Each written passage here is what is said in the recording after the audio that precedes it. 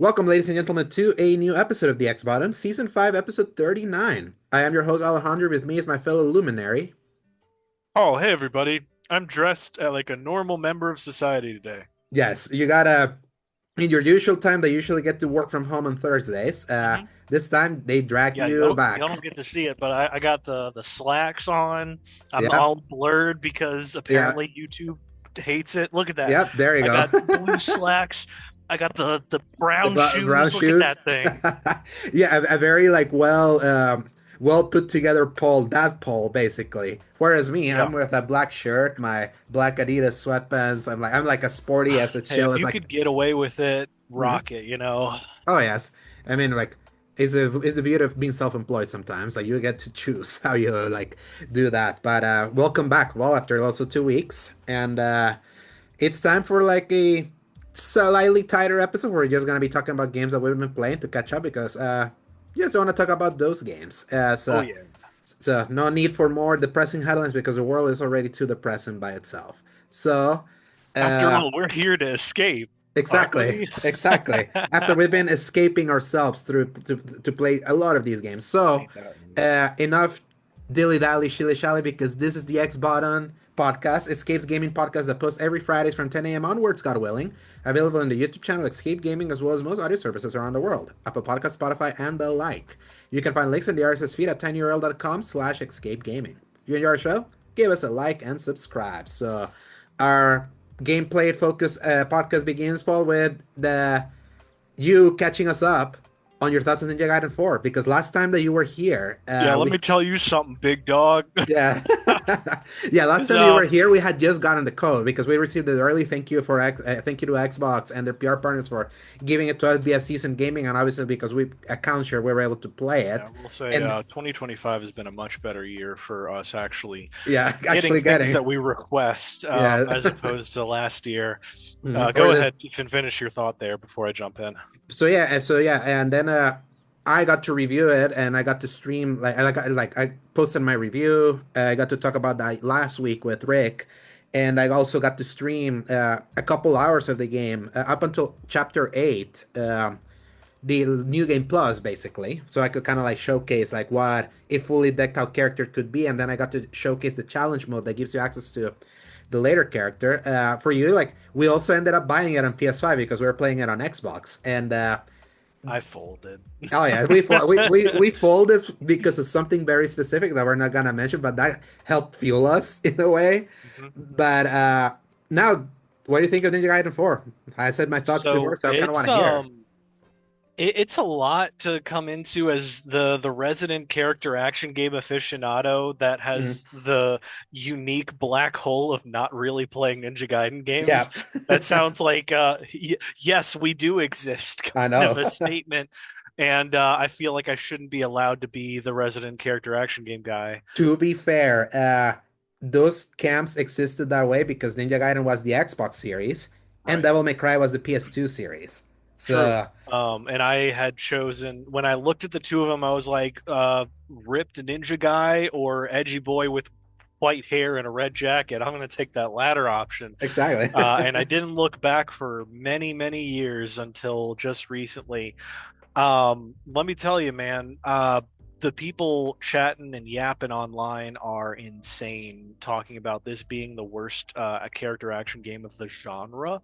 They're really throwing a Yeah, lot of big statements out of there, yeah. and it makes me realize, even as somebody who has played relatively few of those games, play worse ones because y'all will realize very quickly how bad many of those games are truly. Mhm. Because frankly, this is even better than like most of one of my favorite series of all time, even. Dare I say, it has some of the best combat system of any character action-based game that Absolutely. exists. Um, Like, like Yakumo is awesome, and it's not like it's a bait and switch to the extent like he was the prominent dude from the start. We hmm didn't have any sort of Solid Snake fake out. hmm Um, of course, like they wanted to promote Ryu a whole lot as being a kind of deuteragonist of hmm the plot. Um, But at least to me, it was never beholden on, oh, I gotta play as Ryu or Yeah. nothing. If you see the reveal trailer, like half of that trailer is with Giacomo, and then It's halfway mostly through, Yakumo, yeah. it includes Rio. So it's like, oh, it's a duo, so you get to play as both. That's kind of Right. like how they sold him. And then the Um, art, like prominently features Rio, like the cover art of that game. yeah. So yeah, so I would understand people would be like, I I got into Ninja Gaiden because of Rio. I want to play as Rio. To be Hmm. fair to them, I feel like what they did with Giacomo in its combat kit, it's good enough that I'm like, I don't mind that I played with him a lot, but I understand the quote unquote false advertising of thinking Yeah. that it's really gonna be more At least, I fatigue and guess kill. I'll address it at the front. I Mhm. will say, if you're here for Ryu, you'll be sorely disappointed until you've beaten the game once. Yeah. At least from there, they do the thing that I wish that my series would do and Hmm. let you just completely play as whoever you wanted for every single level of the entire game. Hmm. Um, Even if they do once again the like two of his levels are run backs of another level and then Yeah. one is wholly original, Hmm. I still think that this is a position where, all right, just run through it a second time as Ryu. This is not a long Hmm. game Yeah. at 10, all. 12 hours. So. Exactly. Which is, I would say, just right up there with whatever we're doing. And the fact that it's all split in distinct chapters slash levels again, we don't have to Hmm. waste any time with all the fat of like an open world or Hmm. any extra stuff. None of the Castlevania Lords of Shadow situation, none of Hmm. the Dark Stalkers. Uh, is that right? No, No, no, not Darksiders. Dark Darksiders. Darksiders. Thank you. Mhm. Oh man, I almost messed that up. None of the Darksiders 2 and 3 of like the extra wide open spaces. This Hmm. is just like clean action in your face. Just Final go Fantasy down the 16. hallway, beat the hell out of whatever's at the end of the hallway. Yeah. There you go. And Hmm. we are also going to bash your skull in the first couple levels. As you know, resident MLG gamer, I had no issues until I think like the probably third or fourth level Hmm. when it wasn't even like any one thing. It was just like a war of attrition where Hmm. each level you're just using so much of your brain at any one time to remember what's going on Hmm. and process the information on the screen. It actually makes me really happy that the enemies are bright white most of the time Hmm. and the environment is very monochromatic and dark Hmm. because you I need to like just take all of the extra information away, like the visually impaired filter you put over stuff on Last of Us 2. It's Uh-huh. like that. Whereas I just need the blue, I need the red, and I need to know what my buttons are. Because at a certain point, I was not processing any information outside of how to not get hit and how to do as much damage as possible. But let me tell you, I had so much fun with that process. Yeah. It just takes so much energy that you can only play it for maybe a few hours at a time and put it aside. And it's probably been a blessing in disguise that I still haven't finished Ghost of Yote, that I could just go back to a chill Hmm. game where you fight with katanas, and which is funny for a lot of people saying like Tsushima and Yote are the chill games because on the one hand they are, and then on the other hand they will also bash your skull in if you're not Yes, careful. especially Yote with some of with Yeah. some of those boss fights. So. But that's a separate subject we'll get to in a minute. But yeah, as far as Ninja Gaiden 4, I was always curious about like the characters. It's Mhm. never seemed like the plot is really the focus. However, the Mhm. characters do seem to have a lot of depth to them. It's just not like immediately present. I am a newcomer to all of these characters, so it's really funny to watch Yakumo essentially do the Jack Final Fantasy um Yeah, he is an edge F lord. off, Yeah, and I he's have an edge no lord. interest in Mhm. any of your backstory or who you are or what you're about. You are an obstacle to me and nothing more. And I really respect the level of uh, I do not care that he gives off at any given time. Mhm.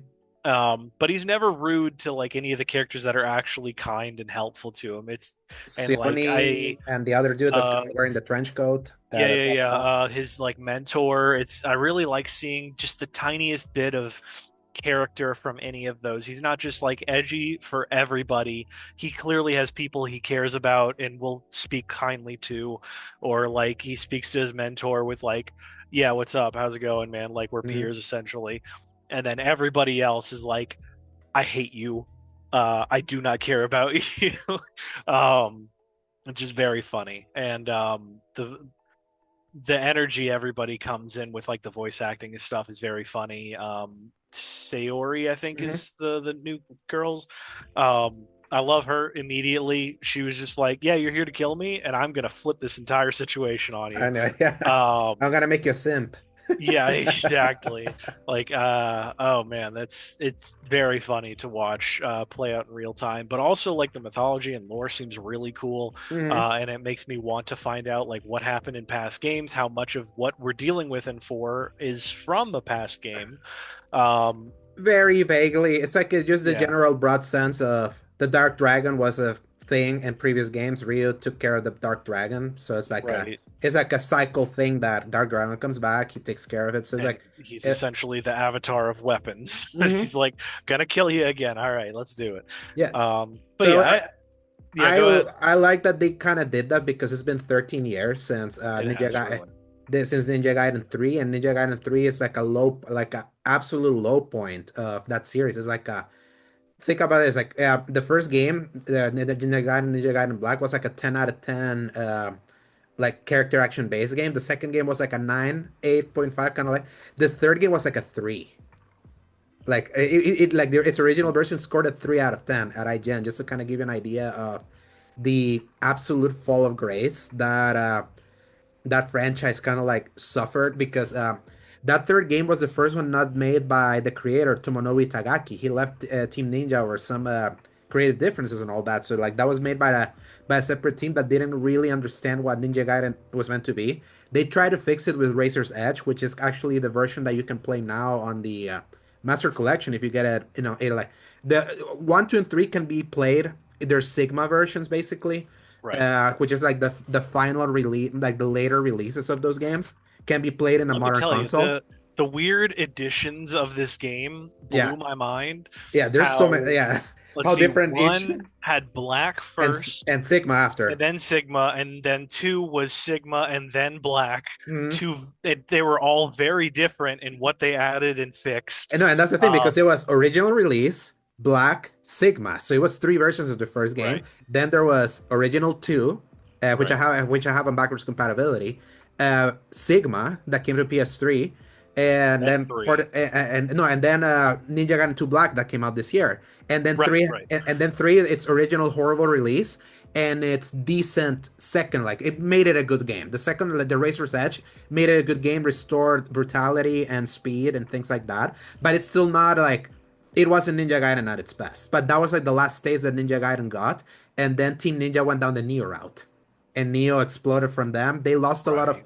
They lost a lot of character action based talent, and they kind of like kept going with like a different kind of action game, because obviously like Neo, there's still like kernels of the Team Ninja spirit of like how the speed of attacks and all that. That's what trademarked them, but they lost like what they had for a while, and the only way for them to recover was to pair up with Platinum, which had not done good stuff in recent years. Remember Babylon's Fall?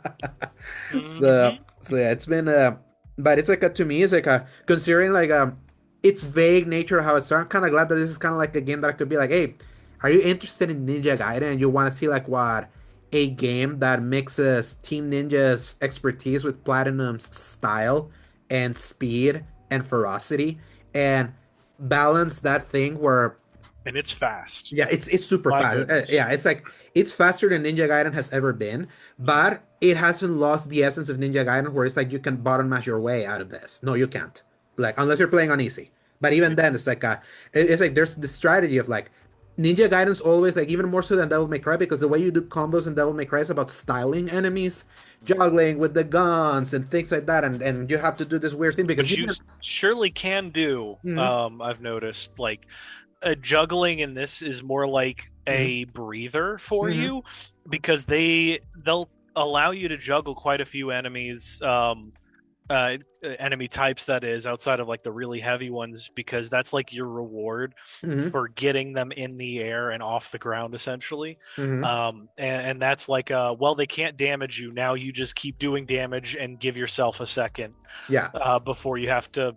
let them land, and then they get to reset their move set essentially. Yeah, but it's basically kind of like in the case that Ninja Gaiden has both a light and strong attack. Devil May Cry doesn't. It has the gun attack and the sword attack, and Oh, you that's true. combine Yeah, both. And there's like the slice up attack, like that you can do with some, or you do the grab if you're playing the as Nier and all launcher. that, or the launcher. So it's like the way that Devil May Cry does action is very different to a more specific combos that you make with strong and light attacks in Ninja Gaiden. And it's like that precision always was like the game always rewarded you of executing those combos, no, and giving you a fast way to dodge and block attacks because enemies are not gonna wait on you. Enemies are like super aggressive, so it's like it's been speed up. It's been given the platinum game style speed now, but I feel like the importance of like executing like the five quick attacks and the strong attack to do like a specific combo thing, it's still here in this game. And the added thing of what they added, the weapon change that transform, like kind of what Rick said in our Discord, that is like this feels like Bloodborne in a way, like this, like, because the weapons with the blood raven mechanic they have with Jakuma like transform, they like completely transform. But which chapter are you on, just out of curiosity, or how many weapons do you got? Because I know when I you get have the, two. okay, um, the rapier that transforms yeah, into a the drill. rapier that turns into the drill. I did that entire mission where you're like drilling through the statues, Uh-huh. and then you fight the kitsune Mm-hmm. demon thing The with the lion. umbrella. Oh no, okay, yeah. Do you haven't fought the lion then? Yet. I don't think so. I Hmm. think I was in the middle of the level that I assume will lead to that. I just know I was in that forest. You're still in the forest area. So it's like when you're out of the forest area is when you're gonna get the next weapon, which is like so cool. It's Right. I have a feeling I'm gonna like that one because I don't really vibe with the rapier drill as much, because it kind of feels like doing the same thing to me. mm-hmm, I'm sure that it probably is very different as you've unlocked like more things about it, but I mm-hmm, feel like I hit the button and it attacks just as fast and mm-hmm, it just does this something different slightly. mm-hmm, But I feel like that staff that turns into a hammer, excuse me, is probably gonna really change things up a lot more fundamentally. mm-hmm. No, And yeah. also, I just really like the default weapon so much more. Yes, it's like a further upgrades makes the rapier like more fun, but the fun of that weapon is definitely the drill because the drill is an Right. insane. It's just such an insane concept for a weapon, and then the next weapon, it's like also the combinations are wild. It's a staff and a hammer. Right. So, so You yeah, know that I think the this treatment would actually fit really well with Kingdom Hearts yes, because they because already have of the the weapon. transform. Yep, that's Yeah. exactly what I was thinking of. Like, man, wouldn't it be awesome if instead of having to like level up the weapon that immediately burns itself off, Hmm. if I could build up a meter and then hold the left or right trigger to activate it into that alternate form and then let go, and like that would give me so much more control over what I'm doing in my my flow state of Kingdom Hearts. um and then Hmm. I can watch Donald not heal me again Yeah. in 4K or something. And the thing is, like, and Kingdom Hearts is such a very particular character action based game because it's Yeah, like it would it's really command rob based. it of Uh, its identity for a lot of ways, but at mhm. this point I just want something that I Yes. think that was just kind of a last ditch of like, "Oh, that would kind of fit, wouldn't it?" Hmm. But here we are and Yeah. we're getting nothing. Yeah, but I am glad that you're liking Ninja Gaiden 4 because it's like For that's sure. like that to me is like a test bed of like seeing if anyone jumping in now to a series that has been just so dormant for so long could like hit. Uh, for the most part, I've been seeing a lot of people have enjoyed it. Obviously, there's some people that have their nitpicks with the level design, the actual storytelling that can be like pretty rudimentary. I'm like, I've never come to Ninja Gaiden for the story. It's like I just need the scenarios for the just to do the I crazy need a stuff. reason to have monsters in front of me and swords in my Yeah, hand. I know that a lot of people are like, oh yeah, this is inferior to Ninja Gaiden 2, and I'm like, I kind of want to go through 2 again just to double check because what I do remember from playing through Ninja Gaiden 2 Black is that I adored the combat scenarios, but I was just not a fan of moving through the levels, and I appreciate the speed at you that you move to these levels, even though it's like Sonic the Hedgehog going through It rails really and does, things because I like was that. thinking back on two, what the black version that Uh-huh. I played, and it did feel really slow by comparison, but Hmm. the speed was kind of in just keeping track of what's going on around Mm-hmm. you, because they're not afraid to throw like ranged stuff and melee stuff and a dude that'll throw a fireball at you from off Mm-hmm. screen. And it just kind of builds at more of a decent pace. I don't know how to Mm-hmm. really describe it better than that, but this is like it's somehow easier, but just so much faster. Yeah, The power creep is real. and I don't know if that's my ADHD work like creeping in or something, but I just appreciate that level of speed because it just keeps my brain going like at all times. I And think it's just like the world has grown so much compared to when that mm-hmm. game came out. And now, if you came out with something modern, I think a lot of people would just call it slow, Mm-hmm. which both isn't really true. It's just your brain is destroyed by all of the I quick know. twitch movement of Exactly. everything else. But what I like of Flame 2 Black earlier this year was like a reminder that even then, like even though it's slower than what we get from 4, like I'm glad that this kind of action character action based game can be shown to exist and it can be shown to work in this era of Soul Slop. That everything is a Souls like. I love that there's little Seriously. that is The like feels so fresh. any reason to not have that centerpiece lock on Hmm. that we've been getting for everything else. Just let I would say just take away the lock on entirely. Let me move around. Let me have some real avoidance abilities. Um yeah, anyway. I think I'm done talking about Ninja Gaiden. Like it's good. I want to play more of it, but Hmm. I've probably only played like a quarter to a half of the game Hmm. one time, so I Yeah. feel like I haven't even touched the All right. surface. Now, catch up on Jote. So Yeah. obviously I beat that 2 weeks ago. I beat it on stream, or 3 weeks ago. It's been like time has no A meaning. while. Well, we talked about it as our deep dive 2 weeks ago, Mhm. and even then, I was like halfway through the game. So, Yeah, and I was getting close to like when we talked about it in a deep dive, I beat that game later that night. So it was like it was right. like the timing was so funny, in regards to that, and I love how that game ends. You said you are you done with the 5 Yotes now? I Like, am at the point of no return, where it finally is like this is it, mm-hmm, um, because I very explicitly like I stopped playing Battlefield 6 the last like 4 days in a row. mm-hmm, I only played Yote from the second I could play until I had to go to bed every night, and it still took me all of that focus uh-huh, to burn through the rest of the Yote 6, to get some other upgrades, to unlock a few extra things, to meet all the side characters. I still feel like I'm missing a few like side quests because it's so organic mm-hmm, that you have to walk by where it's going to activate. And I was like, that doesn't seem like generic NPC dialogue. And I had to like uh-huh, walk into a house, uh-huh, and and there then was a finally dialogue. it activates something when I talked to the guy. I was like, oh shoot, I almost walked right past this. So Mm-hmm. I'm sure I've missed at least a handful of things. And eventually, once I've beaten the game, I'll like go back when I'm not rushed for anything else. Yeah, But but yeah, man, it wouldn't be a 180 on this game, but where it was at first was like a maybe top eight for me mm-hmm, for the first half of the game, and now it's definitely rivaling in like the top five mm-hmm, very quickly as soon as you got to the coastline area, because what a like much better raising of stakes of mm-hmm, scale.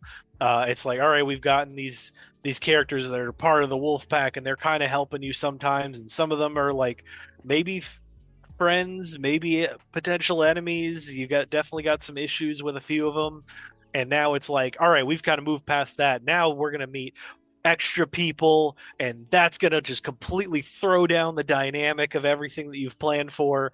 All the stuff that I was fearing kind of went out the window as well, with what I thought was mm-hmm. gonna where it was gonna end. A lot more interesting plot points, and the whole like revenge Dynamics. bad question mark was definitely better handled than I was fearing. Mm-hmm, um and now it's like, no, wait, Atsu, maybe revenge isn't the way, because everybody at this point at the start of the game is like, yes, I want a straight laced, straight edged revenge tale where revenge is actually good. And mm-hmm. I'm so tired of being told that getting justice against people that are doing bad things is bad. And now I'm like, no, it's not worth it, Atsu. Don't Yeah. throw it all away, please. Yeah, and So they got me. I would say that because it's like how Last of Us handled it was to because of the cycle nature of violence, like begats violence and all of that. All right, That was absolutely. that was kind of like the point there. This is definitely is presented in a more straightforward. It is a revenge tale that you're gonna go for it, you're gonna get it, but it will cost you. And It I will. like and at least Atsu hasn't really like even where you are in the story, like she doesn't waver. I like a specific moment down there, like when you fight some of the boss fights, of a choice that she makes. Yep, That it's because like that was rough too, because I was like, uh, you could actually see, oh shoot, I am going to have to choose between the concept of my family and how I want to be around them and be remembered by them mhm, versus the thing that I set out to do at the start of all this. mhm, It was very much like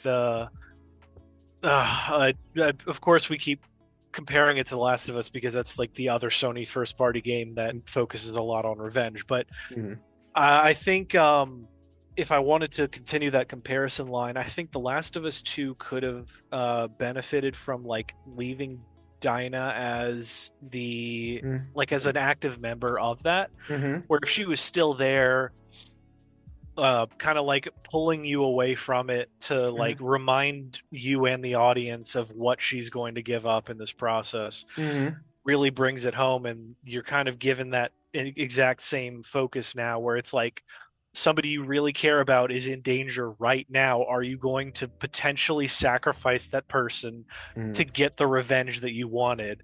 mhm, But it doesn't just end after that choice. We get to see the ramifications of that a mhm, lot more than kind of a musical interlude and reading a note. Uh, so yeah, I'm trying to avoid specifics on the spoilers, but mhm, like we kind of knew what we were going into for the revenge tale. But let me tell you, like once you're really unlocked with everything, I understand now why going from Tsushima, I was like, man, I think I like the Tsushima combat better because I'm only remembering mhm, when I was locked in with all of the upgrades, mhm. flipping between them at a whim, just flow state, fully in gear. It's how I feel with Spider-Man 2018. Have you tried a new game of that game without any of the upgrades? I think we actually talked about that. If you It's don't have rough. the upgrade, It's it is a lot slower. yeah, And it's I so think rough. that's why I was championing 2018's gadget system so much is because when you have it all, Mm-hmm. you've got so much to work with. But when you don't, you're just kind of like punch, dodge, Mm-hmm. triangle, circle, punch, dodge, one gadget, punch, dodge, and Uh, that's about it. and that's where But and that's where Spider-Man 2 improved, like kind of like right, in time aligned of like if you're a fresh start, because like it's not just punch dodge, because there's more to the combat of what right. they did. It's just then like the flow state of gadgets afterwards. It's like okay, no, it's like they pared it back because they added these other abilities too. You kind of have to like mix and match. But 2018 just feels so much different when you start. I always do a replay of 2018 with the new game plus everything unlocked and all that. And so Always. that warped my mind of like the feel of that game. And then suddenly, out of curiosity, I did a base normal. I was like, holy crap! And I can Yeah, imagine you've done that with Tsushima, where you unlocked everything and you kind of go into exactly. everything with everything unlocked. And, So yeah, now that excuse me, I've come full circle with Yote. I'm at the end of the game. I've got all of the good upgrades. Which by the way, what did your favorite weapon end up being? the dual katanas. Yeah, definitely. Yes, I just The love dual that. katanas with like the combo of the Yari.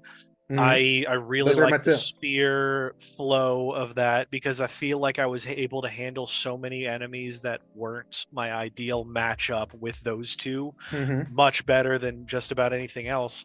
Like going back to the regular katana just felt super slow by comparison because the dual katanas just go so much faster. Hmm. I have the charm where it highly upgrades the damage output of the Tempest move. So Hmm. you just, if you're getting into a corner, you just hit that button and you kill like three Yeah. people immediately. Hmm. Um, there's just so much going on. And man, the dragon fight, sorry, the spider fight, the first one was a power fantasy, 100%. I Hmm. loved that so much where I guess we're getting into like mild Hmm. mid-game spoilers at this Go for it. point. Um, Showing up to that performance, and at first it was kind of playing this like, oh no, you might have to like play the part to get close to him. I was like, oh, I don't want to do another like undercover segment. I'm not Uh, down for that. And sure enough, all she did was pick up like the trademark Yote mask mm, and roll up and just kill everybody in that room immediately. I was like, yes, yeah. yes, that is what I'm here for. Super Just let violent. me loose, please. Yeah. I had the inclusion of Kiku, fantastic choice actually, Hmm. because both like she's super charming as a character, Hmm. and then she complicates the entire dynamic with Jubei Uh-huh. so much, because Jubei is still like a representative of the old way. He's still kind of like, yes, let's totally go kill these guys. And then it's like, oh, actually, I also have a daughter That is uh, like my sister. that is just like Atsu, Yeah. and like Ari, just the fact that like that entire segment after handling the spider, luring in the dragon, which was so confusing to me because I was like, wait a minute, we're at this whole castle. Did they move all of the soldiers out of the castle just to do this execution? Uh, Because they set it up where he's at the coast and it's like, all right, we need like three people here for this to bring him here and then kill him in front of everybody. Why are we waiting? One, and two, whenever the all the boats show up and it's like something's wrong. Oh no, they're attacking the castle. They're gonna break through. I was like, where's everybody else? Where is like all the other Matsumae soldiers in this process? Like, why did me and Jubei walking outside mean that everybody was undefended? So mm, that was weird at first. But then I remembered that they had talked about like, oh, they're gonna hide the soldiers somewhere to like come out when the trap gets sprung or whatever. But in any case, I thought that was funny because everybody would just immediately thought like the plan was ruined afterwards. Um, then from there, you were gonna say something? no, it's like a curve. Then the curveball Oh happens. yeah, yeah, yeah. The curveball behind that. Um, Really interesting to see the dynamic between the spider and the dragon get much more involved, because we didn't really get a whole lot, obviously, from the snake because Hmm. he immediately dies in the intro tutorial. The Oni gets a little bit more. The Kitsune gets like kind of progressively more interesting as you Hmm. go, and then down to The like the Kitsune one didn't go as that didn't go as I was expecting it to go. not Like, at especially all, when, yeah, no. so I it's weird. I kind of called it for like a second, and I was like, no, that'd be crazy. um, mhm. well, like Oyuki being, I didn't guess who she would be, but I thought she was related to the Mhm. Kitsune, like it was her sister or something like Ah, that. Um, but I did not pick that it was like, oh, that is definitely the same person right there. But I guess if you're listening, that is literally the same voice being used. And I guess if you're paying attention, you're like, that's the same voice actor. Hang on a mhm. second.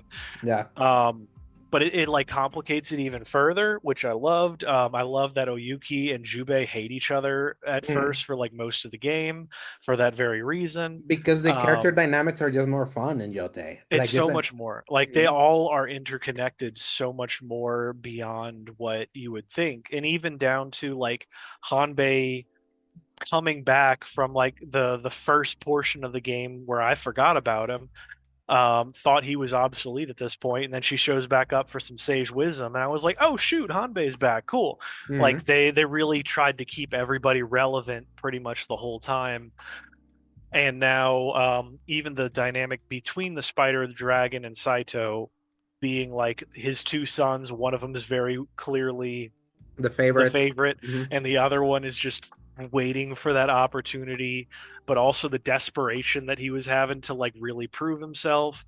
Loved all of that just from start to finish. I want to understand why one is the spider and the dragon and why they're like, why is that related? Spider and They're, dragon, that's kind they're of like so animal different. combination. But I guess that's why, because one is the spider, he's forgotten, and the dragon is the favorite. So who Uh-huh. knows? Yeah. In any case, I'm really excited for how that ends. And absolutely deserves its spot in everybody's top 10 if you've played it. Mm, So much fun. yeah. Absolutely. And I cannot imagine going back to Tsushima It's after rough. Yote at this point. I It's finally like, it's ooh, rough. this is an upgrade in so many ways. It's rough. I've tried that. I've been trying because I said that I wanted to give Yeah. Tsushima its flowers. It's just like it's so the just personal story of Jote just feels more engaging to me. Like it's a Tsushima is such a slow cooker after the big battle at the beginning that introduces you to everything. So it's like what it has you doing is like it's because I just like Jin so much less than I like Apsu. Like Atsu is just much more I've also compelling. come around on that too. Mm-hmm. Atsu's so much better. Yeah, exactly. So it's like that is a lot. I feel like the concept of Jin's story is cool. Like that whole thing of like letting go of honor, and honor of how he was raised and all of that to kind of like save his people and all that, despite like them being so traditionalist. I feel like that is such a unique angle that in the macro works. It's just that in the moment to moment, it reminds me why Tsushima didn't really stick with me the way this one did because I was like when I like your characters, that tends to keep the game more in my like in my mindset. I like And you all the need more dynamic. than just one interesting character to make a good cast. Exactly, and there was a few interesting characters to the sides Mhm. in Tsushima, Lady Masako, Lori Shikawa. They were definitely like downplayed by Mhm. comparison. Um, Yes. Compared to Jin himself, who had to be Mhm. more front and center at all times. Yeah, Um, and he was like, "My honor, man. yeah, Oh, the my way honor, he man." talked to So it's like he has that, which wasn't exactly engaging conversation that he I had with everyone. exactly. I much prefer hearing Aloy at that point, like the chattiness of Aloy at that point, because at least Aloy's a little bit more, at least zeroed on Aloy was a little bit more dynamic than bitchy Aloy from Forbidden West. So, but even like Atsu, I feel like I love that she's so driven. She's not bitchy at all. She's like I like the range that can show up like in very specific moments, kind of like you were mentioning with Kiku. So it's like those are the things that I'm like, this is just hits. And The dude, the big emotion that she can show in her eyes, where even when you're wearing a mask, which I did a lot more on this one than I did with uh Tsushima, it's so expressive. um, Her eyes are so how expressive without having to see her face. whoa, Like, how much even in like random conversations, you can see what she's trying to process or what she's gonna say before she says it, essentially. yeah, and even like specific moments, kind of like a specific moment that involves music in the Kitsune arc, when there's like a camera that kind of goes around. It's like that was a scene that didn't have to say anything. It was all conveyed, like with the faces and all that. I was like, man, this is like this is I find this so touching in a way that Tsushima never really touched me. I know some people swear that Tsushima really was like this a really amazing story. I mean, more power to them. That's just not a game that when I wanted to be like. I know so many people love this so much, but like I like it because it's like it's such a good game, and a lot of what's good at Tsushima is good also in Yote, but it's like this one just works so Absolutely. much better to me that I think, I still think sorry. about Yote. I still think about Yote a lot. I'm like, I'm sad that it's over. Like, Mhm. it's like, and that's a good feeling to have for a game that I spent like 50 or 60 hours because I I did platinum it. 100% want to express that interest that they said they were looking for a DLC. Uh-huh. Um, how far we've come from wanting DLCs in games, am I right? Yeah, Um, exactly. So, one last thing that I wanted to say about that, mhm, related to the characters that I didn't think about until just now, is how fleshed out her parents are. mhm. Where so Throughout the many other story, times, throughout the yes, story. Mhm, like they continue to haunt the narrative in so many ways, and not like a literal sense, but in a way of like anytime the drawing comes up, it's related to her father. Anytime the music comes up, it's related to her mother. Even the gambling side being attached to her mom's backstory of being able to just clear out those people mhm. with how clever she was at all times. Um, but I just love how interesting both of their parents are in different points. And like I'm thinking about the part with her father right now, specifically where she does the self portrait of him, Mhm. or he's showing her how to get place herself where she can see something, which was a real thing. I remember because I watched The Last Airbender, and that was where I figured out that concept. Mhm. And how you're supposed to position yourself, how you're supposed to use it to like make yourself a map if you need it, or to Mhm. take in your surroundings, and then how it leads to him. I can't remember how it exactly went, but she decided to paint him and it comes out like just fantastically. And the way he just immediately stands up when she shows him and he goes, "You honor me." Mhm. And like there was emotion in his voice. I was like, Mhm. I don't know if it's the dad in me that was just like, "Ooh, I feel like that hit a lot harder." And then I it I goes feel it's just modern that I feel it's just and that the you story's see better. the drawings is Yeah. still hidden away, or some of them are prominently displayed up on his wall. I was just like, "Oh gosh, that's good." No, Yeah, it is, and that just underlines how much better the story is. so It's much just better. Yeah, like I have come it's around. like and it's like and it ramps and it's definitely like a story that gets progressively better as you kind of go along and you like find that focus. I still say it, the way the game can be so inviting and distracting is both a strength and a weakness because it's like if a game can invite you to do its stuff because organically it's so attractive, that's good game design. Then at the same time, like that can be detrimental to the early momentum, which is It kind of was like what's for happening with sure detrimental in the early part because so much stuff was drawing me away. But once the map was getting filled filled up. out, then it was like there was less distractions and I could really focus in on what I was doing. Yeah. And then like the bounties being completely different in every single case and Excellent continuing side to be quest. good Yeah, all excellent the side way quest through. system. Yeah. Just always, I love a good bounty system in a game, and it makes so much sense for this one. But yeah, And if you remember, the last game had like here's the Lord Ishikawa side quest line that has 9 steps, like the 9 quests. So it always felt like there's more to this because it was always kind of like making the checklist so obvious to you. yeah, I feel like because everything kind of comes in so organically here, it's just much more inviting because you're not kind of be like, oh, I've done 2 out of the 10 quests for this thing. I've done it right. like things like that. So I feel like it's still fundamentally a checklist open world game, but like the way that it's been painted, how they painted this kind of game is like it really The shows me that trappings. the trappings can still work in this kind of game as long as you have great intention of paring back your ambition and how you present it because it's like I always go back to Shadows and I see that barf of a map, and I'm like, this is so At this exhausting point, just to look I at. know that I'm never going back to Shadows. Yeah. I could not Mhm. if I wanted to. I don't think because Yeah, this does it all so much better. yeah, Yote is so much better. Yote is just is the better version of that game, even though Shadows is still a good game. It's just that It it's is, and clearly it the still loser does here. Mhm. stealth Better. better. Yeah, it's the one I have area to that give it's him that. Yeah. yeah. And even then it's like a compromise stealth because gosh, I feel the stealth scenarios of Yote are better because it's Yeah. curated play It's spaces. actually a decent map that's designed for stealth, Mhm. and it's not just copy pasted across like 50 different castles or whatever. Exactly. So it's like to me, it's a big kudos to Yote, to Sucker Punch. It's like uh, I I wasn't aware of your game. Kind of like what was the like the Yes, man, yes. uh, I have to apologize. I was not uh, familiar with your games. but Absolutely but correct. that's the thing. I've always loved Sucker Punch. I love Sly Cooper. I love Yeah. Infamous. Like Ghost of I should Tsushima have was like trusted them. I should exactly. have. It Ghost of Tsushima was like the one time that I saw one of their games be so glazed over that I was, yeah, this is still good because they always do good games, but I don't see like the high praise. Yote deserves it, I would say. It's still like it is in my top five. It And it's absolutely is in my top insane five. that this year is so full of stuff that I think Yote is going to be mostly forgotten, unfortunately. Yeah, But it goes to show how packed. crazy the level of caliber that we're getting in everything Yeah. else right I feel bad that it's next to that Stranding too. now. Yeah, I feel Next bad to on Death yeah. Stranding 2, It- its music is going to be mostly forgotten because Expedition 33 came out.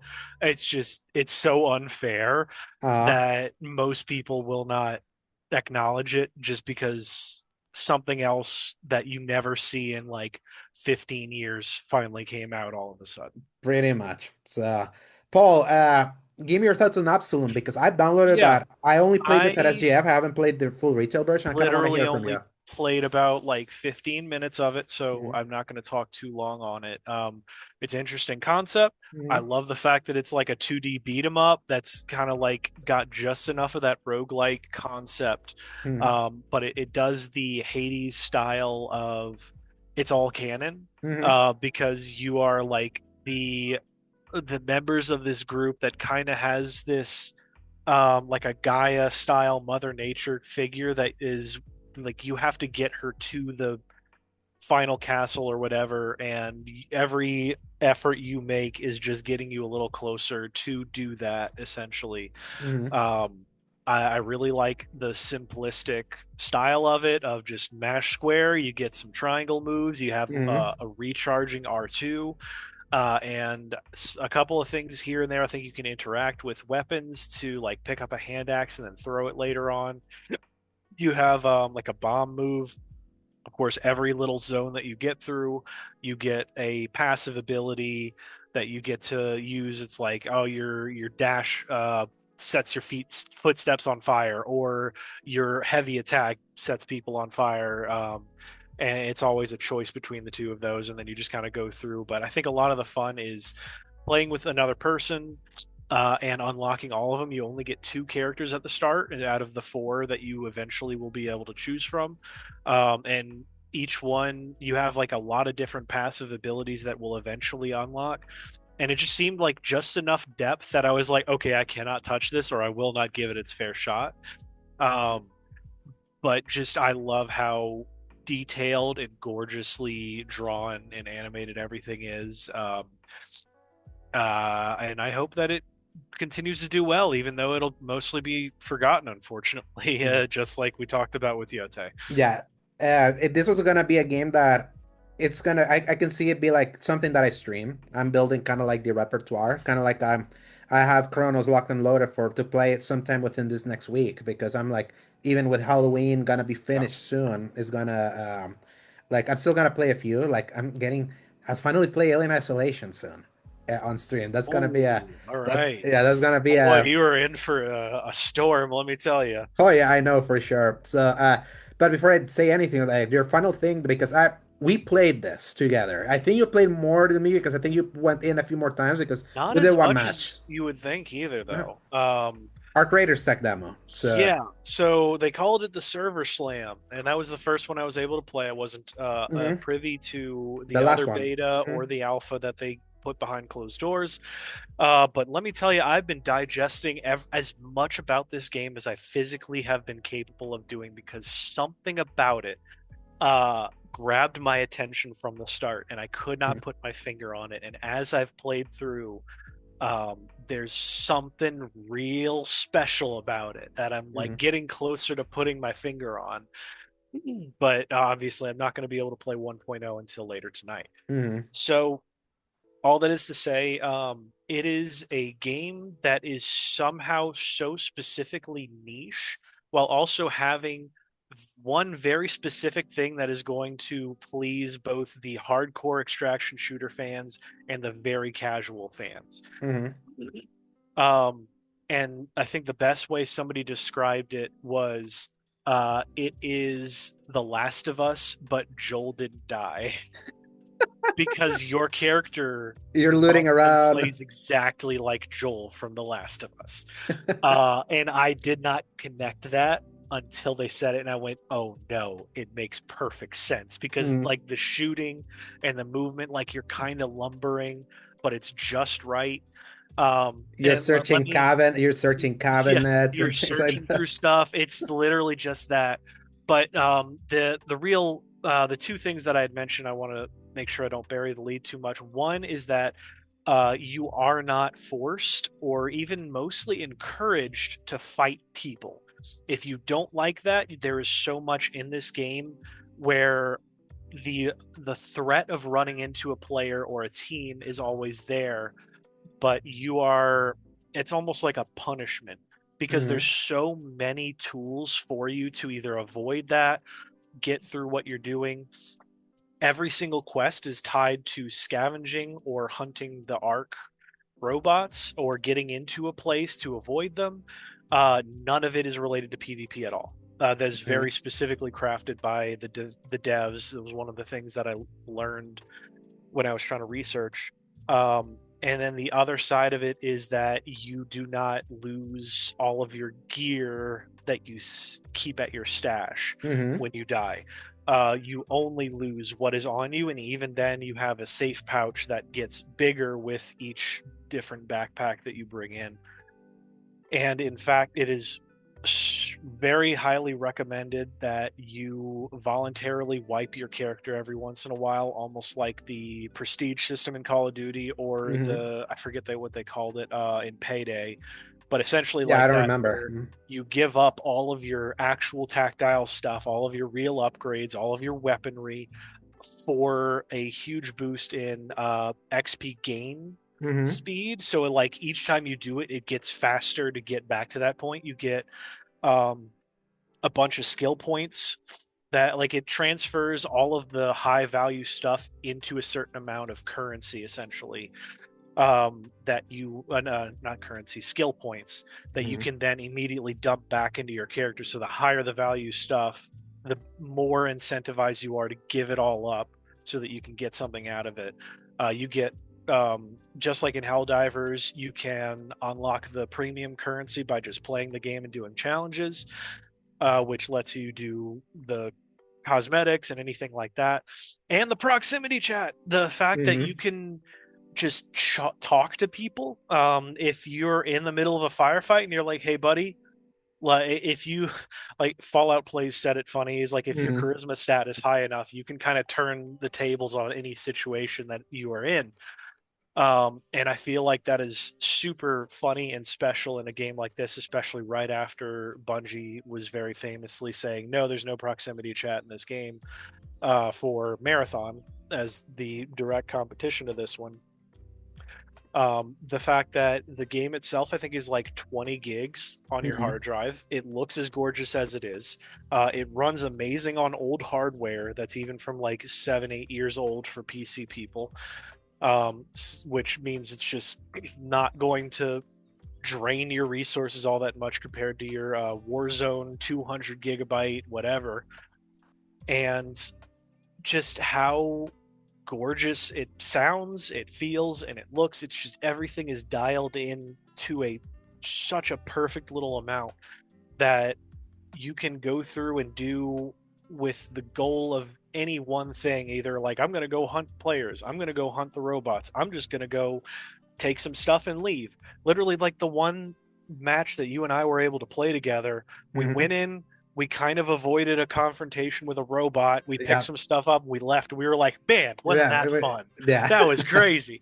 Yeah. And it's like that we scratched the surface, but that's like a completely viable way to play this game, essentially. It's all about the Um, risk. Do you want to go engage in fights and potentially lose everything? Do you just want to keep like building up that your kind of loot thing mhm. and get that satisfaction, like either a quick match or a sweaty match and all that? It's like it's a instead of fun like a battle royale that you know how every match is gonna end. There's Yeah. kind of like there's options in And an compare extraction that to shooters. Battlefield 6's Red Sec mode, where hmm so many people are like, they already burnt out because the reward is not worth all of that time spent into it. Because And it's just not Battlefield. It's just not the gameplay no, itself for that's Battlefield.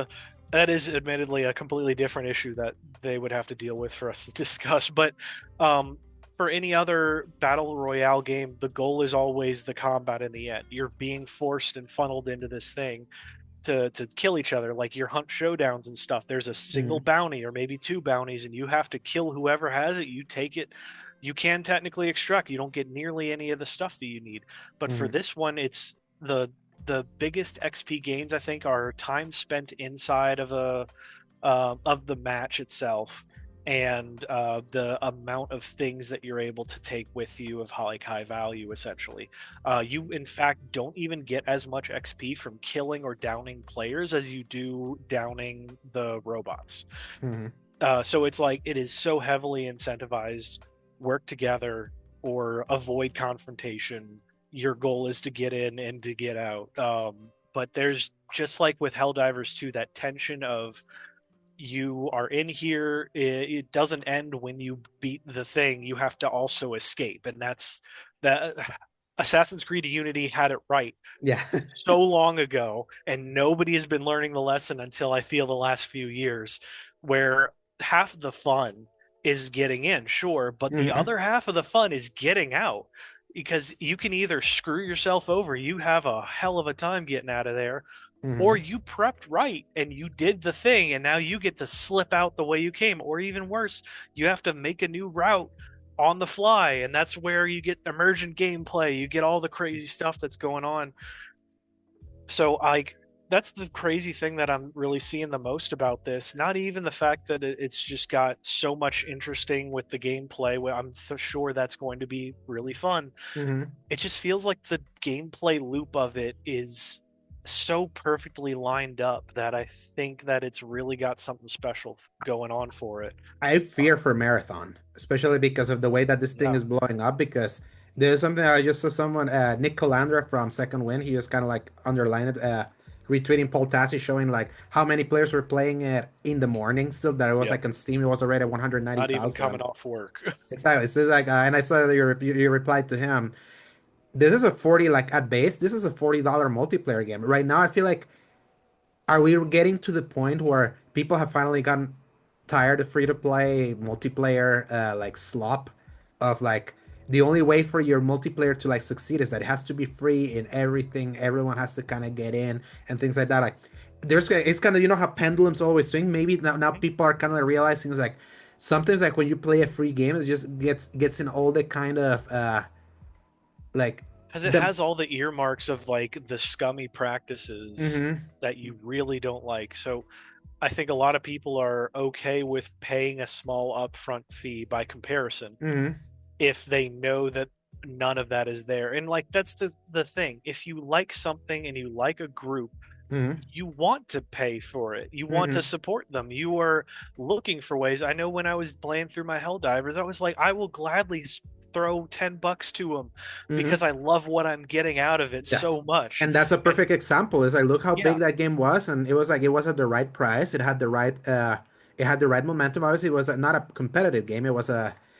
PV it was a PvE game. yeah, So which obviously our creators is both PvP PvE, but notice like I've noticed like it's so funny seeing what happened to Battlefield where there's like all the wave of positivity of everything, it being like a premium paid game multiplayer that sectioned off a lot of like the free to play slop that usually kind of comes in. And right now that they added a free to play mode, and they're kind of funneling people that to after the challenges to go play that mode that people absolutely don't like. Now now the tone towards Battlefield 6 has now gone down because of it's that. It's like definitely kind of dropped, and mhm. I've cooled off a little bit on it myself because even before including the battle royale mode for it, there's a couple of things like the challenges now are forcing people to play the battle royale mode instead Mhm. of just doing what they want to play. Yeah, and that's Um, bad. That's bad. That's really it's bad. not good.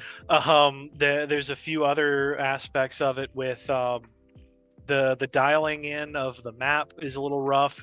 They have a system where you can lock on anything with a certain binocular set, Hmm. and there's a certain thing kind of tank um, IPV, I think they call it. You can Hmm. mark enemies, and it's just ruining the balancing. And then, of course, the new map is just unfair on one side. So Hmm. it's like a lot of people are suddenly going, oh, I don't want to do that. I just want to go play this other thing that literally just dropped today. It's Yeah. just really, it's funny timing and really unfortunate as well It for them really at is. least. Yeah, especially because they had all the momentum. Call of Duty is halfway through next month. Arc Raiders is now just coming in, and unfortunately, we're Yeah, in this era where just something can burn so bright and then fizzle just as quick. But with Battlefield, at the very least, like for example, they did a quick change that for the better with what they did with the XP gains, where it was like people were complaining, it's like, hey, this is like too grindy right now. They went in and fixed the grind from level 1 to 20. So it's like right. I feel they have enough of a pipeline that they can try to like maybe fix things that are not like being liked by the community at large. But thankfully let's see how like the next whatever they add in November kind of goes, because I know the map that they just added is not people don't like, but some people played the new map on preview. They kind of previewed it to people like when they were like in the early testing of the game. So if the people say that wait for that map, it's actually gonna deliver. So we'll see where that kind of goes for Yep, Battlefield. for sure. So now for my stuff, Paul, real quick. So Mortal Kombat Legacy Collection actually came out today. I've completely forgotten. I logged in and I saw a big splash that said, "Oh yeah, collection." I was like, "Holy crap!" It's like this is a collection that I was actually really excited to try because I played those old Mortal Kombat. I literally played all those Mortal Kombat games. You saw that thing that I showed you Yep. against our timelines, kind of aligned there. But it's like so basically, like in basics, every version of Mortal Kombat 1, 2, and 3 plus the arcade version of 4, Sub-Zero Mythologies, a beat them up where you play as Jax and all that. All of that is in this collection. It's like it's so preserved with the bells and whistles you want out of like a collection of old games that kind of preserve everything, like what Digital Extremes and Atari have done, have preserved a lot of those games that in its gory, pixelated, infuriating way. I have forgotten how tough those games can be. Like just as you're kind of climbing the ladders, like those CPUs are. These were the arcade versions that were meant to suck your coins. So that's why like they're always dialed up like so hard enough to be like, no, once again, like we're gonna keep putting the coins to keep playing and get another try at these enemies and all that. So it's like like, I'm glad that now like we're getting close to the point where Mortal Kombat is gonna be preserved now because I love my preservation. I love the I preservation do in love games. that. I gotta And give him the that thing part. that I'm excited to dive in because I need to find it in the menu because they've been like promoting. There's a big full-on documentary about this history of Mortal Kombat that interviews Ed Boon, the creator, and everything. They have footage from the 90s and all of that. I want to see that because I love gaming history like that. For $50, I would say it's like for the amount of games that you get, it's 30 games almost. It feels like it's there's so many games inside this thing. Like if you were always a fan of the old version of Mortal Kombat, and you have been wanting these games to finally be available in our current systems and not locked behind the listed PS3 360 digital copies or emulators in your PC and all of that. Like I would say like they've done a really good job with this collection. I actually highly recommend it with that. I got to play The Outer Worlds too. I did the 5 day early access. I kind of got swayed by the positivity of the reviews and hearing some people that I trust that shared some of my similar tastes for the first game, which is I didn't like it as much, but they played the sequel and they said that it was better. I was like, I kind of want to try it. So I got to try it and I played through stream for like 3 or 4 hours. It's a pretty solid Obsidian style Bethesda like RPG, like in first person. Like they have improved they've improved gunplay, the writing. It's can be pretty funny for like it is. It's kind of like a sharp satire of capitalism and all that. And a lot of people are kind of like using that as like, wait, you're making fun of that and you work for Microsoft? That's like very like Yeah, that's rich coming from you and all that. But I'm like ignoring the context of who owns who and all of that. I feel like that there's some of the writing that I got there was actually pretty funny. It certainly feels bigger than Outer Worlds, than Worlds 1. If you remember, that first game was like very compact and like you're going to planet, but only to like this specific town and things like that. yeah, it was And very smoke and mirrors. limited, Hmm. but yeah. I feel like it was intentional in like a appealing way as opposed to like your Starfield, which is like y'all are literally the Elder Scrolls people. Why can't I Hmm. go where I want? Exactly. And so I would say that this is definitely not pursuing the Starfield of like you're landing on a planet and there's gonna be like this grand space adventure where you can go to different planets and all that. No, they've definitely still made a more curated game. It's just that the play spaces that you go inside of those planets, at least where I landed, is like it was big enough for it to not feel claustrophobic, but also small enough that it feels like I'm getting a very curated play space whenever I go. It's also a game very like intertwined with how you spec your character and all that. So I'm kind of like in a quest right now that the way I spec my character kind of screwed me. So I have to find a way to see how I do this specific quest, unless I just want to go shoot out an outpost and kind of play a renegade and all that. So it's like there's a lot of nuance to the little choices that you can make that I feel like it's Obsidian's forte.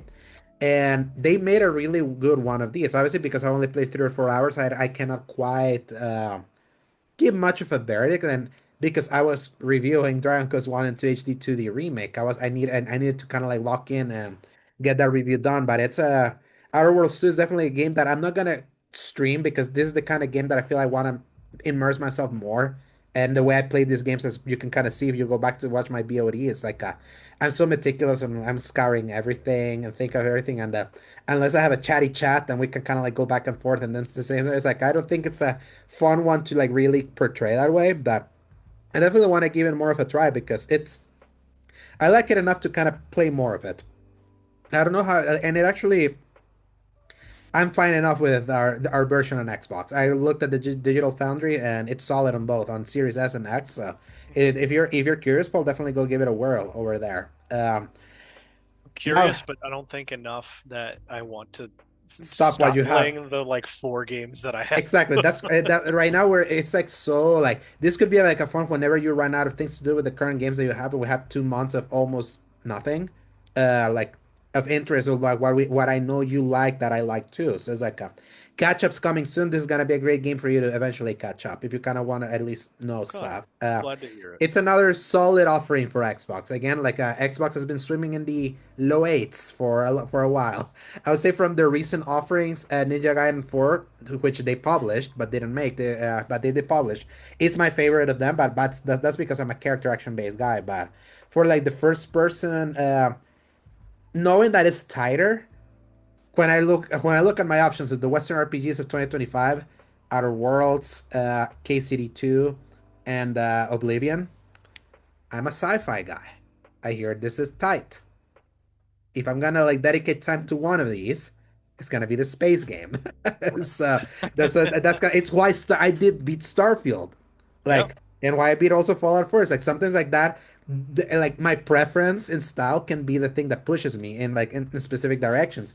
And KCD 2, I understand people have like sing the praises that they sing the bejesus praises out of that game. I understand like even the little time that I play, I found it very impressive how polished and like so advanced it felt as a game considering the small team that made it and the budget that it was made. So it's like from that perspective, I respect KCD too.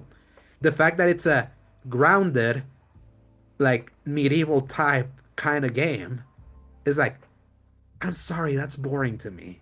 That just is. It's like I like like in that like if I'm gonna go to that area, I kind of need some fantasy there in my like in a little flavor. So I would like. And the thing is, you can do like the grounded. Mhm. I was almost about to say fantasy, but you can do the grounded like medieval thing Uh-huh. and do it well.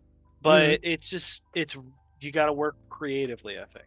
Exactly, and I know a lot of people swear by that game, and KCD is still one that I want to see a little bit more besides the hour that I played to it. But it's just again like subject matter I is will say it's so, better to traverse than Dragon's Dogma 2. at least yes, at the very least, yeah. Dragon's Dogma is still like such a bummer. It's such a bummer of a game. I'm excited for that Dragon's Dogma lookalike that we saw from Korea that the trailer dropped last week.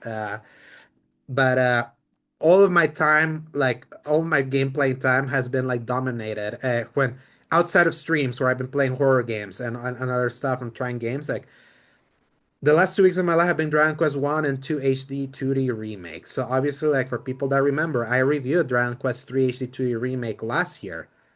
My PS5 died as I was reviewing that game because of a power surge.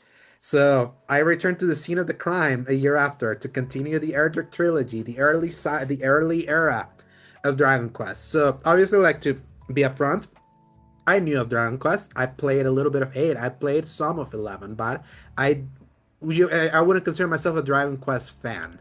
But I knew of its veneer as a granddaddy of the JRPG genre. It was like around the time that Final Fantasy was getting big. It was because also it's concurrent rise to Dragon Quest. In fact, like some of the things that Final Fantasy did, they took from that original Dragon Quest. So it's like it's gaming that like this is what you would consider gaming royalty, the Citizen Kane of a specific genre. You can trace it back to Dragon Quest. So when I took on Dragon Quest 3, it was just kind of like, as okay, Square Enix clearly wants to introduce people to the origins of the series. They're doing like a full-on uh, pixelated remake because they become experts of HD 2D. Uh, that third game is canonically the beginning of that trilogy. It was because even though it was the third game, it was like they just decided to kind of fill in the blanks. So it made sense why they put that game out first last year because it's the first. It's your Phantom Menace to your A New Hope that it's actually Dragon Quest One. So I mostly enjoyed Dragon Quest 3 because I thought it was a really solid preservation effort. Its visual art style, it's so beautiful because like it's that mix of the a modern looking 2D sprite render with like this bloom lighting and the color and like the 3D environment and all that, just like it's just so pleasing to the eye. It was also a game that I felt like its quality of life pursuit didn't go far enough, particularly because I was comparing often to Final Fantasy Pixel Remastered. Pixel Remastered was like I would say in comparison is definitely like visually weaker than what they've done with Dragon Quest 3. Like it's like the sprites are a little bit more primitive. They're less animated. There's a lot of animation in the Dragon Quest. Like even like in the thing that you don't like, but whenever you see like the characters, the battles in first person, it's like the enemies are actually animated. It's like they're fully animated and all that. Whereas in Final Fantasy, they were just sprites that were moving. They were I doing. gotta say, I watched some more gameplay of like the one and two Mhm. specifically, and that seemed like a lot more interesting because like it's more about looking at the enemy sprite and then the crazy effect of the uh moves that you're doing. and it's like Um, it's like a sprite like the amount of effects that this game has like with them you should look up like fully decked out magic like what this does and like it nukes the screen of like with I think particles and all of that. yeah, that's probably something that I need to look more into Mhm. eventually. Because that's what because I would say because I remember having this conversation with you around when I was reviewing it and you got to try it when you saw that battles unfold with first person like you see it from behind and then like you go into like a first person like move It as you're really bounced off three, unfortunately, and I yeah feel like it's gonna be crazy for me to yeah. admit to anybody. No, it's like it's just a preference, especially because like we're used to like a turn base where you're always looking at the characters. But it's like the further I kept playing and I started to see like how uh the movements that you unlock create like all these different effects and animations like that you see and all that is like I started kind of getting it and it didn't bother me like at all, especially because it's like I realized that they did more animation work with that than like what you would see like in the old pixel Final Fantasies, which are still like pretty in their own ways, like with the way how those characters look and all that. It's just that these are more detailed characters, aided by the fact that the dearly departed Akira Toriyama did a lot of the visual design of this game that then got translated to the pixel art. So but in quality of life, Dragon Quest 3, a thing that irritated me was the fact that you couldn't turn off randomized encounters. You can do that in the Final Fantasy Pixel remasters, because then that meant that if you wanted to explore and all of that, you're always at the mercy of I'm gonna get into like a random battle with like 4 or 5 enemies. The fleeing mechanic, it's RNG based. These guys could potentially wipe you out. And if they wipe a member of your party to resurrect them, you had to go all the way to a church to resurrect them. Or hope like in Dragon Quest 3, like you needed to be a specific level to get a resurrection magic. And even then, resurrection the initial resurrection magic you got was a chance to revive them at 1 HP. So even that chance wouldn't work. It was later on with further grinding that you can get like the guaranteed magic like revival that you could that you could do that. So it just added those little inconveniences.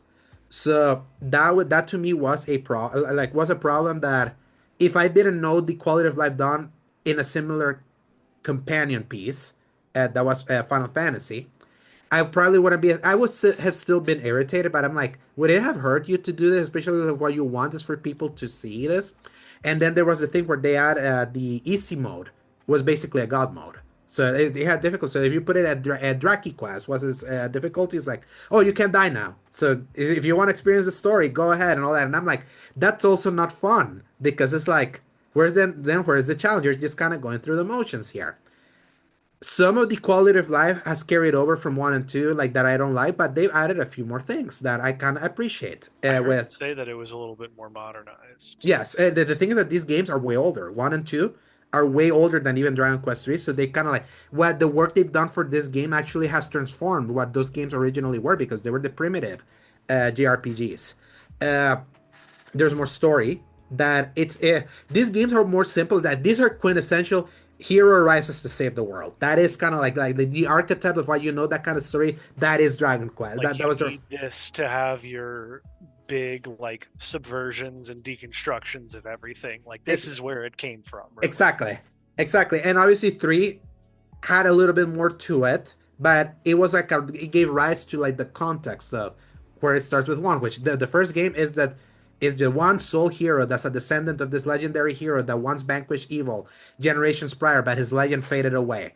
But he says that he's that sole descendant, and in that story, he's proving to the world that he's the descendant of the hero of legend as he rises against the Dragon Lord and saves the princess. So it's like that's kind of like that story. It's pretty straightforward. There's kind of like the texture that they added to the remake is the fact that if you play Dragon Quest 3 first, the final third of that game is in this world, in the world of 1.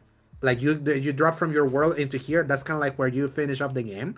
So you kind of like that sense of history of going through the same environments of your places. So it's like this is where my ancestor was. And look how decayed this looks. That it didn't look decayed and things like that. So the sense of history gives it aura to kind of at least give more texture to the fact that it's a pretty straightforward tale. The game that I'm gonna sing the praises of the most is the second game because it benefits the most out of the remake work that they've done. Is the one that they've added quite a lot. Like they added an entire underground, underwater area that wasn't there originally in the game. They added, uh, you have a party in the second game that you didn't have in the first game. The first game is just your one hero. You don't have to handle a party or anything. So it's like that's both a strength and a weakness because okay, you keep it's just your one character. But then when you're facing 4 or 5 enemies in randomized encounters, you can get screwed sometimes. So it's like a roll of the dice. Whereas before you can have like the party that could all take care of that party, like your turns and all that. Uh, with the second game is like it's building upon the further legacy of the descendant of the original hero. So it's like you're witnessing an original hero and like 2 generations of his descendants, of his bloodline, kind of take care. It's like it's a group of like an expanded group of cousins that kind of gather together to live up to the bloodline of his of their forebears to kind of like stop an even greater calamity that this world has seen before. And it's kind of seeing that camaraderie and like you're like it's a party of cousins, literally. It's like your party is in this game, they're all related, like through like they're That the part other. is very interesting. It's such a it's such a cool concept to really think about because it's like it's either sibling, but no, these are cousins. Like each of them had like a special thing. Like your main hero, he never got the ability to use magic like his descendants, but he's such a strong warrior. And that doesn't say he's still at the forefront. Like your magic users are your cousins here. And it takes a lot of like you go again also through the different places that you also go in one. You feel like more immediate, like the impact that the original that hero did to the places that you visit. Like people like reminisce of that hero that they were doubting him, that he was like like the actual descendant of Erdrick, the original hero, and things like that. The constant like back and forth of your companions whenever there's chance for them to be for there to be conversation. So how, are they living up to the legacy of the hero that once saved the world, and it's up to them now. And that kind of weight and a more twisty story where uh there's like even more like layers to things and things like that. I was like, dang, it's like that's actually like really interesting that this feels like they have added actual narrative to this that it's just beyond like its conceit. Like origins of the fairies of this world, the kind of like the descendant of the villain of the first game kind of comes back, but he's not the villain now. Things like that. So it's like so even like it takes like what you think is gonna be like the same concept and then starts turning it on its head in a way. And that I find that really cool because it's like at least there's like added texture to it. And this being the final game of this trilogy, by always the one that comes last will always kind of Right. benefit with like all the build up. It's like I would say like from old school JRPGs, Dragon Quest 2 has risen to the top for me as like a fully featured, epic, charming, uh, super fun JRPG with old school hangups still. My same Right. problems with 3 are still all over here. And if you didn't like how combat on like unfolded in that 3, like the combat is still this first person thing and all that, like to me, like what annoys me is the randomized encounters. I don't mind the combat because I love how in depth the magic system and the ability system gets in this game. There's just way too many abilities that all these characters can have at any point. It's like it's kind of wild how these JRPGs are so distilled in the if you grind up your character, they're gonna grow really powerful. And sometimes you really need to grind up. If you reach a wall, that's when you. It's like these are the quintessential. Okay, I'm in a dungeon. Crap, this enemy is just one shot at me. Okay, nope, time to go grind up. Time to But leave. if you don't want to do that, you can disable God mode, put it on easy. That can at least give you a little bit more. It's still a fairly difficult game because it's still fairly hard, but there's a little bit more nuance for you to be able to customize your difficulty. You can even make it harder if you want. Like there's a thing where you when you level up, you fully fill up your health and MP meters. You can even turn that off if you're feeling daring if you want. So it's like there's a little bit more. So they've kind of tweaked a few things. Like even in the Hmm. you can enable in your map to show where all the chests are if you want. So you couldn't do that in three. So now you know when you look, you pull up your map. Oh, do I have to waste time, go like explore to maybe see, okay, there's a chest here. No need for me to do that. I'm gonna just continue going down the path. You can like enable faster text. So it's like slowly inching. It's like they still. It's clearly they want to make this a hardcore JRPG. That's part of its DNA. That's still never gonna leave. But it's been improved in some spots, and it definitely has made the second game, which historically was an admired effort, but that was plenty flawed because it was so primitive and so super hard.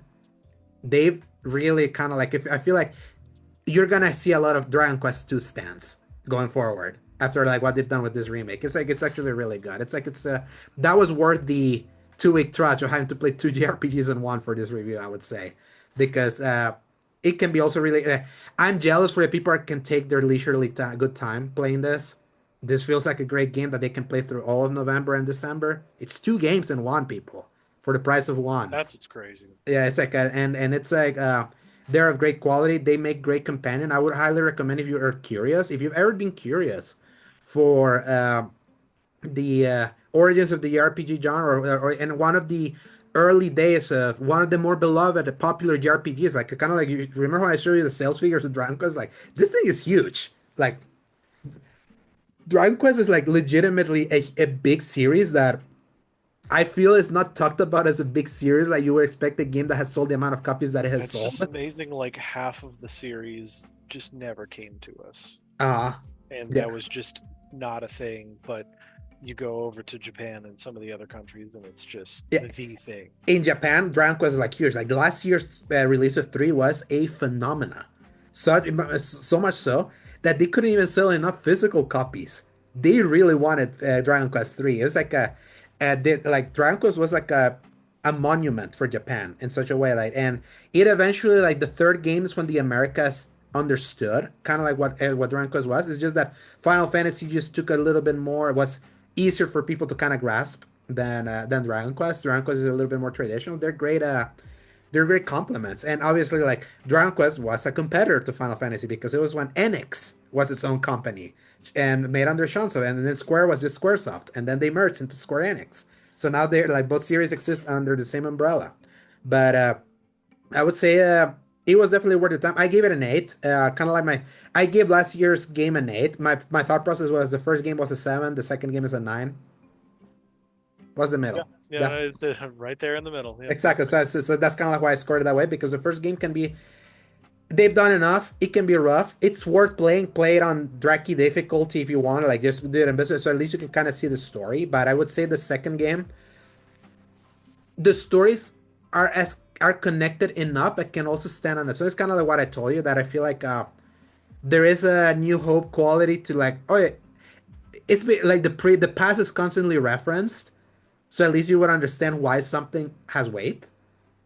There's also something really cool about living those stories, Yeah, like one after the other. If you want to do that. But it's like the best way that I could describe going back and finally playing Final Fantasy IV for the yeah, first time. yeah. Just besides like having to readjust a little bit to the grinding mentality of it, Mhm. it's like, oh, I see why so many people for decades have not stopped talking about Yeah, this. and Final Fantasy has that advantage that every new game it's its own thing. It's an anthology. Dragon Quest, at least in these first three games, are not quite as anthologistic. There's more connection to it.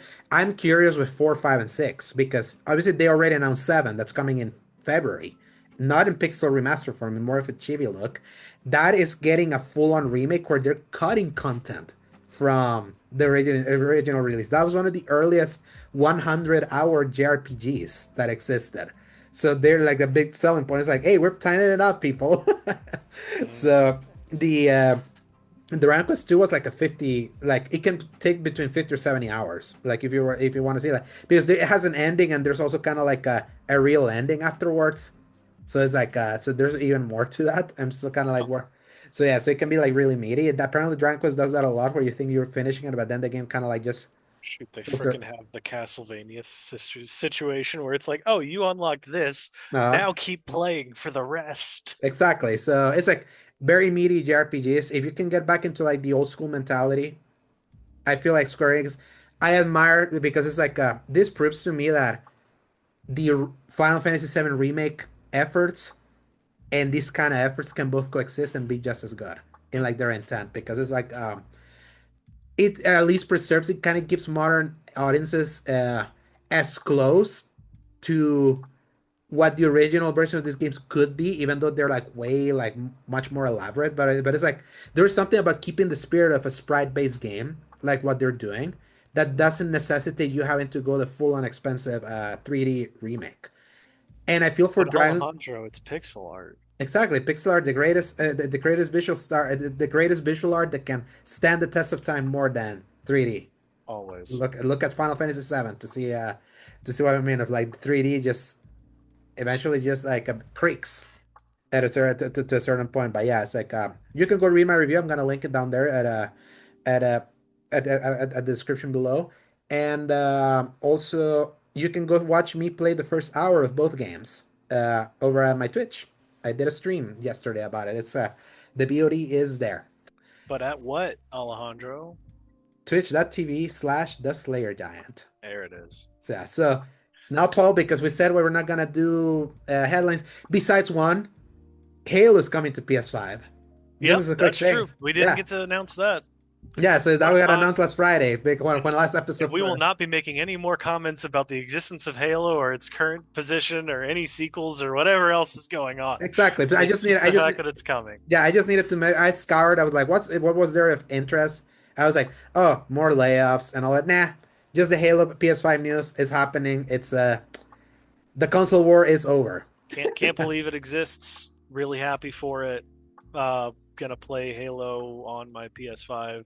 Hope we get the Master Chief Collection because I just Yeah. want to go through the whole series again. Yeah, and you're not in your actual console of choice this time. So, Paul, releases for November 2nd to November 8th. It's like it's wild. That is we're right in November. This year just flew by.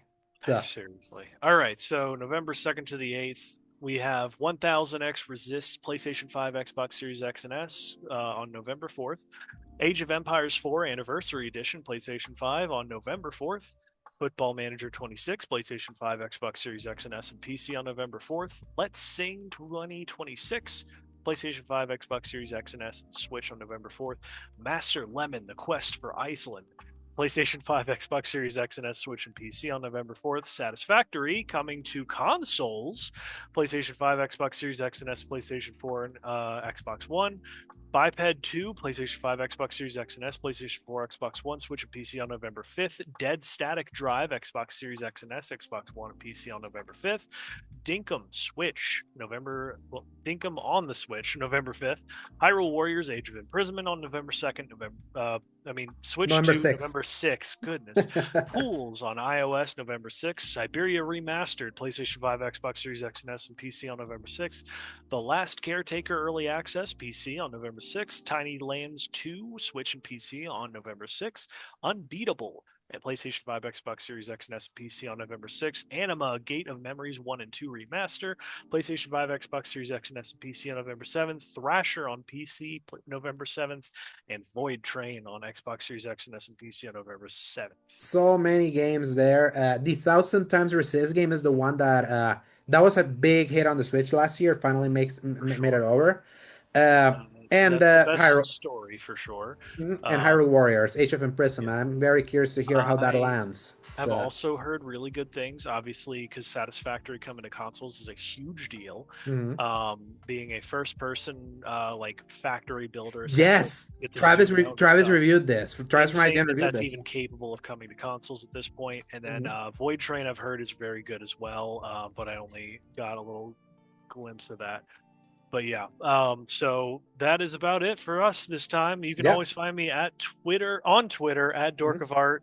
I'm posted clips of me breaking stuff, and with Art Raiders coming out, maybe I'll have some other silly things Very going on. excited Where for can I that. find you, Mhm. Alejandro? They can find me at the Slayer Giant over on Twitter, on Blue Sky, and over on Twitch. And you can find my written content over at seasongaming.com, where you can read a slew of reviews that I've done since August all the way here. I feel I've done like 7 or 8 reviews at this point.